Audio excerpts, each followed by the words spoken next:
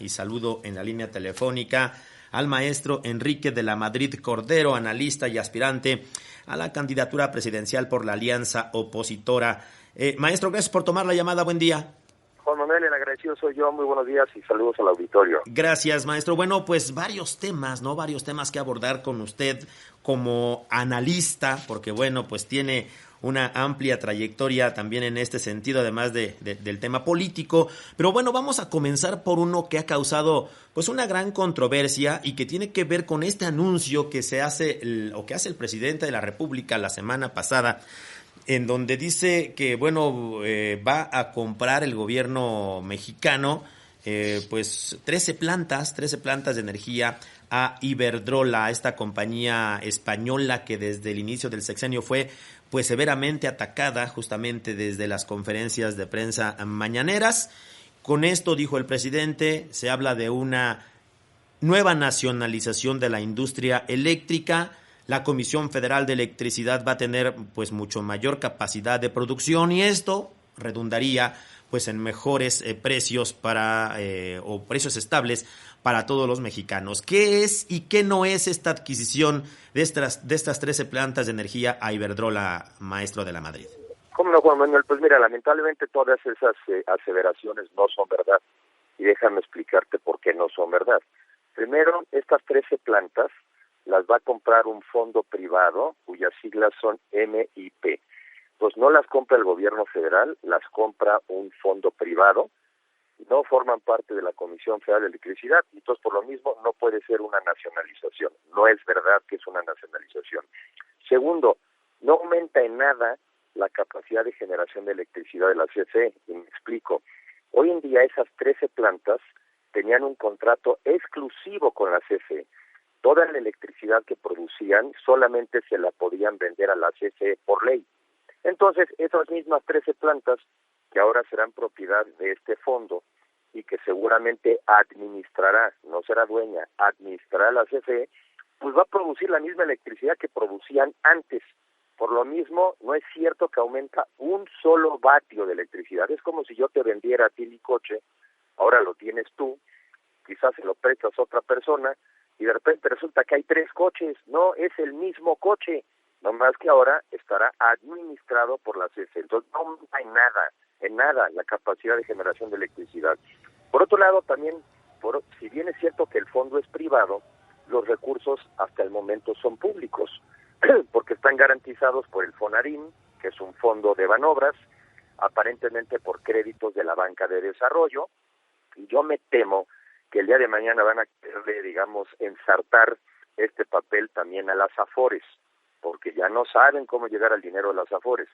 Entonces, esto se podría convertir en deuda pública. Entonces, tampoco es verdad que no se endeudan.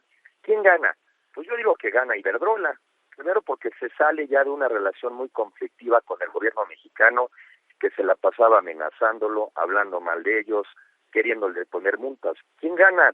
Pues se ve que gana Brasil, porque ayer anunció el presidente Lula que en los próximos 3 años van a recibir 5.300 millones de dólares de inversión de Iberdrola. Es más, una cantidad muy parecida a la que se va de aquí.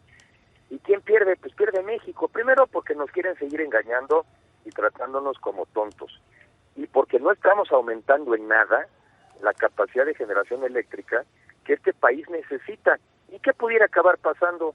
Pues una vez que la administre la CFE, los costos de producción de electricidad pudieran subir, y si no van a subir, lo que seguro van a subir son los impuestos y los subsidios. Un último dato, el año pasado la CFE perdió 40,000 millones de pesos de operación y recibió un subsidio de 80,000 millones. O sea, son 120,000 millones de pesos que la CFE el año pasado perdió. Entonces, ninguna de las aseveraciones del gobierno es verdad. Ahora, maestro Enrique de la Madrid, se ha hablado de que varias de estas 13 plantas que de Iberdrola, que Iberdrola vende, bueno, ya tienen una vida pues muy corta, y para que puedan seguir operando de manera eficiente, pues hay que invertirles, hay que reconfigurarlas o hay que modernizarlas. Y esto también, bueno, pues sería un desembolso que saldría del gobierno federal. Y muchos dicen, se hubiera esperado, ¿no? Un tiempecito, un par de años a lo mejor, pues para una vez que ya dejaran de funcionar o que estuvieran funcionando con una menor capacidad, bueno, entonces sí, hacer a lo mejor la oferta y estaría pagando mucho menos que esos 6,000 millones de dólares. Sí, hay de todo, de lo que yo he podido ver en algunas notas, digamos, quizá la más antigua, creo que es del año 2001, y los contratos eran a 25 años. Entonces, digamos que en algunas de ellas estaban a 4 años de vencer. El gobierno pudo haberles dicho, bueno, muchas gracias, yo ya no te necesito comprar electricidad, ya se venció el contrato, y ahí es donde el gobierno hubiera podido hacer una mucho mejor negociación, porque Iberdrola no le hubiera podido vender la electricidad a nadie, salvo al gobierno. Entonces, digo, son de estas cosas que hace este gobierno, como para parecer que hace, como para dar la impresión de que también es muy nacionalista. Es más, si te pones a ver, es una inversión extranjera negativa. México necesita complementar su inversión de inversión extranjera. Necesitamos recibir inversión extranjera, no sacarla. Y aquí más bien es como una inversión extranjera negativa. Le pagamos a un extranjero para que se vaya. Es lo que hicimos. ¿Quién gana? Repito, nosotros no ganamos, México no gana, y el gobierno pues tampoco gana, porque cada que hace una de estas, hay mucha gente que se la sigue creyendo, pero hay mucha gente que dice, ya estuvo bueno, y mandamos una señal todos los días al mundo de que este gobierno, y por lo mismo el país, no es un país serio para invertir. Ahora, maestro, bien usted comenta, gana con esta adquisición Iberdrola, gana Brasil, porque justamente ya nos comentaba hace unos momentos que se anuncia, ¿no?, una inversión de 5,300 millones de euros en proyectos renovables. Justamente hoy algunos columnistas mencionan que el director de Iberdrola se reunió hace unos días con Luis Ignacio Lula da Silva, y entonces en ese momento, pues, o en este encuentro, acuerdan justamente esta inversión por 5,300 millones de euros en proyectos renovables. Eso podría haber sido, sí, podría haber sido invertido en nuestro país justamente para este tipo de proyectos. Sí, mira, ya alguna vez escuché, quizá está exagerada la cifra con respecto a lo que hoy en Brasil, pero alguna vez escuché, bueno, México podría estar recibiendo cerca de 80,000 millones de dólares en los próximos años, obviamente, de energías renovables. No está entrando ese dinero, está entrando muy poquito. Y ya hay muchas empresas internacionales que ya han dicho que no van a invertir en un país donde no haya suficientes energías limpias. Y México ahí está.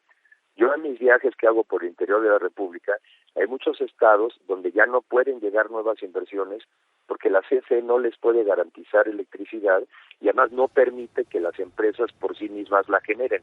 Entonces estamos en el mundo al revés. Ahora, si me dijeras, bueno, muy bien, todo este rollo, pero qué bien va el país. Un dato, en los últimos 4 años el crecimiento de la economía mexicana sigue siendo negativo. O sea, nuestra economía sigue siendo más pequeña que antes del COVID.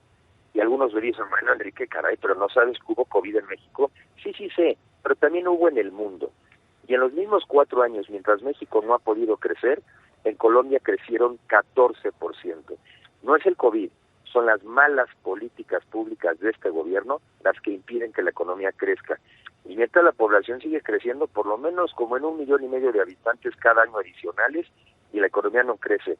Malas políticas públicas, malos resultados, Juan Manuel. Así es, maestro. Bueno, y cambiando de tema, pues uno que también quisiera abordar con usted es lo que platicamos hace un momento también con el doctor Luis Carlos Ugalde, su opinión sobre esta iniciativa que se está cocinando en la Cámara de Diputados, pues para quitarle facultades o restarle facultades al Tribunal Electoral. Y lo más preocupante o lo más curioso, maestro, es que en esta ocasión los partidos de oposición, PRI, PAN, PRD, van de la mano de Morena. Sí, lo cual ya lamentablemente indica la sospecha. Mira, sin conocer a detalle toda la iniciativa, porque vaya que cuesta trabajo en México ponerse al día de todas las iniciativas y de todos los proyectos, yo diría que nada más en un ejercicio de consistencia y de coherencia, si muchísimos nos sumamos a decir que no era momento de modificar leyes en el INE, y pensamos que no es el momento para hacerlo antes de una elección, y tuvimos una marcha y tuvimos manifestaciones, Pues nada más por coherencia, no es el momento de hacer modificaciones a la ley del Tribunal Electoral. Nada más por coherencia, porque ni modo que digamos que el INE si eran malas ideas, pero aquí todas son buenísimas. No, pues es por coherencia. Y creo que eso es lo que yo he recogido. Maestro, perdón que lo interrumpa, maestro. Estamos pues en automático en estos cortes comerciales. Tenemos que ir a una pausa y regresando continuamos. Estamos platicando en la línea telefónica con el maestro Enrique de la Madrid Cordero, analista y aspirante a la candidatura presidencial por la alianza opositora. Antes de la pausa, bueno, pues nos estaba dando su punto de vista sobre esta iniciativa de reforma que se está pues discutiendo o se está cocinando allá en la Cámara de Diputados en San Lázaro y que tiene que ver con quitarle dientes, con restarle facultades al Tribunal Electoral. Y decíamos, maestro, lo más sospechoso pues es que en esta iniciativa o en la aprobación, eventual aprobación de esta iniciativa, pues Morena y aliados van de la mano también con la alianza opositora, ¿no? PAN, PRI y PRD. Sí, no, a ver, no podemos mandar estas señales tan inconsistentes porque, pues precisamente luego por eso los ciudadanos están tan confundidos y luego también les genera pues una sensación tan negativa luego el actuar de los partidos políticos. A ver, si nosotros usamos como argumento que tenemos un sistema electoral que hemos venido construyendo para que de alguna manera los mexicanos podamos contar, porque en la medida en que cuentan nuestros votos es que contamos, y que hemos generado instituciones, por un lado como el INE, pero por otro lado el tribunal. Bueno, pues nada más por consistencia, por lógica, si no queríamos tocar al INE precisamente a meses de iniciar el periodo electoral en México, porque sería debilitarlo, pues creo que el argumento así nada más general tiene que ser el mismo. No toquemos otro de las instituciones importantes de nuestro sistema electoral apenas al inicio del año electoral. Y que siempre se pueden mejorar cosas, seguramente sí, pero invita a la sospecha cuando se trata de hacer apenas al inicio. Sé que hay un debate en donde hay resoluciones internas de los partidos que tienen que ver con sus órganos de gobierno que han sido impugnados ante el tribunal. Y el tribunal le ha dado la razón a muchas de estas impugnaciones. Entonces, por un lado me da la impresión que son los partidos los que no les gusta que el tribunal se meta en su vida interna. No, pero son un ente público, reciben dinero de los mexicanos, tienen también, digamos, tienen que estar sujetos también a las normas. Y por otro lado, ha habido avances en estos temas temas de afirmativos, ¿no? De la representación de más mujeres, de representación de minorías. Ahí también hay una enorme preocupación de que pudiera quitarse la facultad de los tribunales para corregir lo que muchas veces los partidos no hacen bien. Si me dijeras cuál es mi idea, yo tampoco haría cambios ahorita en el tribunal, como en su momento estuve en contra de hacer modificaciones al INE. Esas cosas se hacen después. Ahorita invitan a generar una sensación de sospecha y de desconfianza entre los ciudadanos. Y la alianza que nos importa, Juan Manuel, no solamente es la alianza de los partidos. La alianza que nos importa es con los ciudadanos. Eso es nuestra prioridad que debemos siempre tener muy claro en nuestras mentes. Y por cierto, maestro, usted pues ha levantado la mano, ¿no? Y usted anda buscando justamente pues ser pues el líder o quedarse con la candidatura, conseguir la candidatura a la presidencia de la República por una alianza opositora. Nos los acaba de especificar, no nada más de los partidos, sino también pues de la sociedad civil. Y así es. Y los partidos son la plataforma. Por ley, en nuestro país son los partidos los que postulan candidatos. Pero el cliente es el ciudadano. Y los partidos políticos siempre tienen que representar las causas de los ciudadanos. Quien manda es el ciudadano. Pues no nos confundamos. Y yo no me confundo en ese sentido. Respeto a los partidos políticos, creo que son muy importantes, pero tenemos que acercarnos a los ciudadanos. Y este tipo de actitudes que invita a la sospecha de los ciudadanos no es el momento para disminuir todavía más la confianza de los mexicanos en los partidos políticos. Maestro, no sé cómo vea usted, pero por ejemplo hay varios analistas, varios columnistas que dicen es que la oposición en este momento a prácticamente año y medio de el proceso electoral federal, bueno, pues sigue sin encontrar la brújula, sigue sin ver dónde, tener claro dónde va por dónde tiene que ir el camino para lograr sacar pues a un liderazgo, una figura que le pueda competir de tú a cualquiera de las corcholatas de Morena. Dos comentarios. Primero, hay que reconocer también lo que la oposición sí ha hecho. Gracias a que ya Morena no tiene la mayoría calificada en la Cámara de Diputados, es que ya no pudieron hacer una reforma constitucional en materia energética, se paró esa reforma que era malísima, y tampoco pudieron hacer una reforma electoral a nivel constitucional. Entonces ha habido logros de la oposición y de los ciudadanos. En la Ciudad de México se ganó la mitad de la ciudad. No tiene el gobierno ni Monterrey, ni Guadalajara, ni muchas capitales. Entonces yo primero siempre digo, primero reconozcámonos lo que sí nos salió bien. Segundo, yo insisto en que los mexicanos nos equivocamos cuando andamos buscando caudillo para combatir a otro caudillo. No hace sentido. Lo que necesitamos es ciudadanos, que cada uno de nosotros asuma nuestro papel. Y de este lado, del lado de la alianza, al final del día la va a encabezar un ciudadano. Pero la ventaja es que vamos a tener que ponernos de acuerdo de este lado. Y eso ya implica contrapesos, que hoy en día en el gobierno no hay. Mira, México no quiere, yo no quiero un país donde una persona, un presidente, pueda decidir cancelar la obra de infraestructura más importante de América Latina, que era el aeropuerto de Texcoco. Que decida si va a entrar o no Tesla y dónde. Y ahora incluso que expulse a una empresa y la mande a Brasil.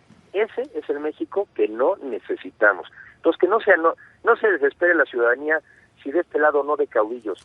No queremos caudillos. Lo que queremos son líderes visionarios que sean capaces de aglutinar a los mexicanos a favor de un mejor país. Pero no va tarde la oposición, maestro, porque bueno, nos hablaba justamente de los logros que han obtenido como coalición opositora, y está bueno, pues que echaron para atrás o no permitieron la reforma energética, el plan B, las marchas que fueron todo un éxito, pero todo esto se ha ido diluyendo conforme pasa el tiempo, maestro, y luego más repetimos, ¿no? La sospecha que levanta el que ahora pues estos partidos de la alianza opositora vayan de la mano con Morena.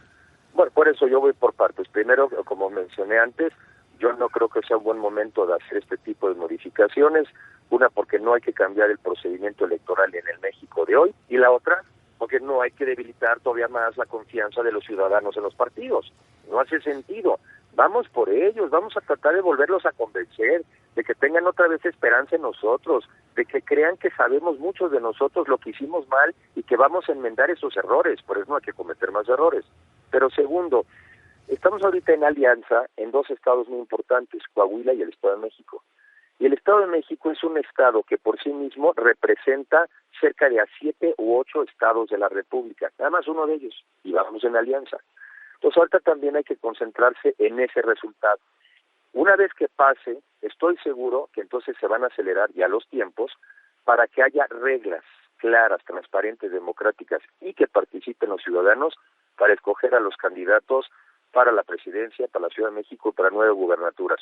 No andamos tarde, los que andan desatados son los del gobierno federal, que con nuestros impuestos están promoviendo a sus candidatos. Eso es ilegal. O sea, tampoco normalicemos una cosa que es anormal. Desde sus puestos, descuidando sus tareas y usando nuestro dinero, están haciendo su propaganda. Eso es lo que deberíamos de denunciar, no si nosotros vamos tarde o no. Ahora, maestro, revisaba justamente el día de ayer algunas encuestas, sobre todo pues de los últimos meses del año pasado, en donde pues ya lo ubicaban a usted como pues al frente, ¿no? A la cabeza en una eventual candidatura del PRI. Bueno, bueno, primero vamos avanzando en las encuestas, pero yo lo que quiero aclarar es que yo no voy por la candidatura del PRI, yo voy por la candidatura de la alianza, porque a ningún partido por sí mismo puede ganar solo, eso es una realidad, y eso es muy bueno, porque yo creo que en México, si hacemos las cosas bien, en 2 años, en menos de 2 años, estaríamos inaugurando el primer gobierno de coalición de la historia del país. Y un gobierno de coalición lo que implica es que nos tuvimos que poner de acuerdo los que antes combatíamos entre nosotros alrededor de un proyecto de país y de una figura. Y un gobierno de coalición es un gobierno que por sí mismo tendría contrapesos para evitar lo que en ha ocurrido, como dije, deshacer inversiones, hacer coaliciones caprichosas. México en la etapa que viene necesita contrapesos. Y necesitamos un gobierno que tenga más contrapesos. Y eso sería un gobierno de coalición entre los partidos políticos de oposición y la ciudadanía. Por eso no hagamos nada ahorita que aleje a la ciudadanía de los partidos políticos de oposición. Perfecto, maestro. Pues algún mensaje final para el auditorio. Bueno, pues que dentro de todo este mundo de confusión, creo que hay que tratar de encontrarle el orden y saber que si nos ponemos de acuerdo, el mejor México posible sí está en nuestras manos. Y no está en las manos de los partidos de oposición nada más, está en manos de cada uno de nosotros como ciudadanos que debemos de asumir nuestra responsabilidad. Esta es la época en la que nos tocó vivir, hay que entenderla, pero sobre todo también hay que disfrutarla. Está en nuestras manos dirigir el destino de nuestro país. Y eso es una gran responsabilidad que tenemos todos que tomar. Maestro, le agradezco mucho que nos haya tomado la llamada. El agradecido soy yo, un saludo muy afectuoso al auditorio. Gracias, buen día al maestro Enrique de la Madrid Cordero, analista y también, pues ya lo dijo, también en este espacio aspirante a la candidatura presidencial por la alianza opositora. No nada más de los partidos políticos, sino también de la sociedad civil.